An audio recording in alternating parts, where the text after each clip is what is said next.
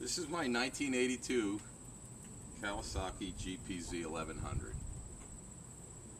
I bought this bike brand new in 1982. The bike's 28 years old. It has original paint.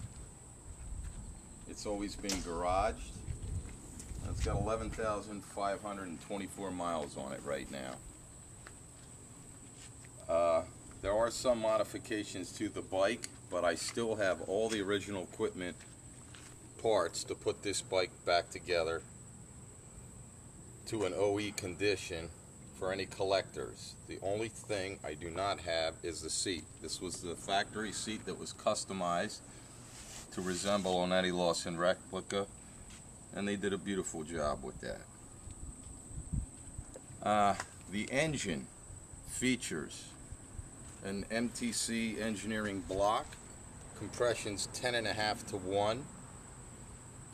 The camshafts are stock. There was some head work done to it, and the carburetors are 40mm Mikuni flat slides, the RS series. I also have a set of spare 36mm Mikunis, which will go with it as well, including all the parts. The header on the bike is a Vance & Hines PPO pipe,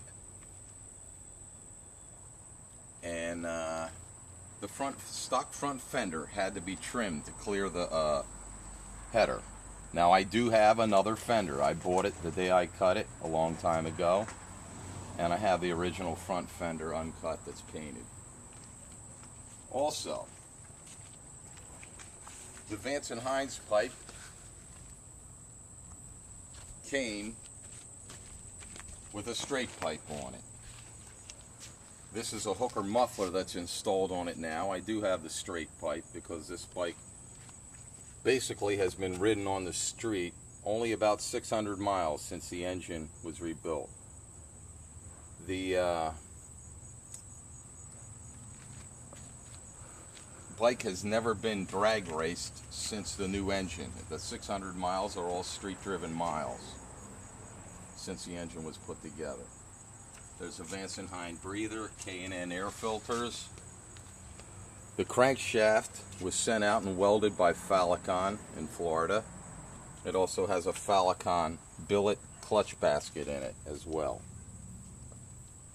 These are the factory back shocks. I also have another set of progressive suspension shocks that are 1.5 inches shorter that'll go with it, and a shortened kickstand, because you would need to put that on if you lowered the back end. Other than that, the bike has always been garaged, and it's in very good, the paint's in very good shape for being 28 years old.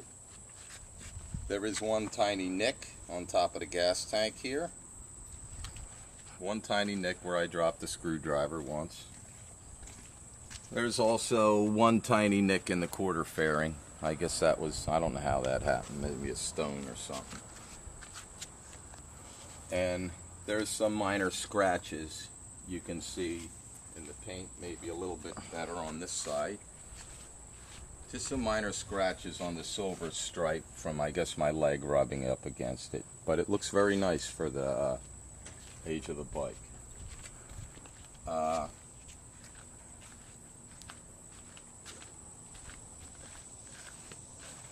Like I said, any collectors that might be interested, I have all the parts. We can put it back to the way it was, brand new.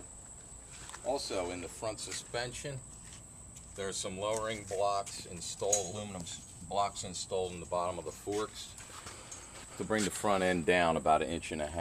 They can be removed and bring it back up. Like I said, one owner, and this bike is turnkey operation. We installed a high capacity battery. The battery cables are heavier gauge. The starter's been rebuilt, and I have no problem starting this bike. Obviously, with the 1261cc engine, the stock engine was 1089. You got to use a little common sense driving this bike in hot weather. I never take it out in days that it's over 90 degrees where I'd be idling in traffic. That's really not something you want to do with this bike. Other than that, no starting problems, cold or hot. I mean, depending who gets it, you might need to do a little fine-tuning of the carburetors on your main jets, but it's in turnkey operation.